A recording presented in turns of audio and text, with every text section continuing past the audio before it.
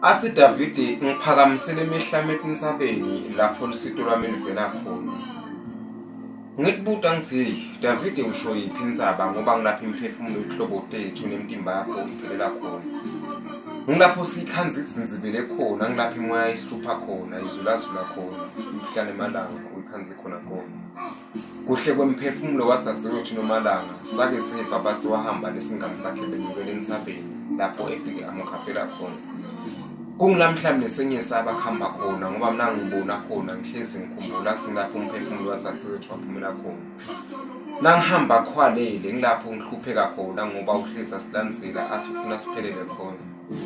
Athi Davide ngiphakamisele emehlameti insabeni ngikubuta ukuthi ngiphi indzaba lokukhuluma ngayo. Sanibonani eSwatini igama ngitraveler sisinga the poet imbongi eSwatini.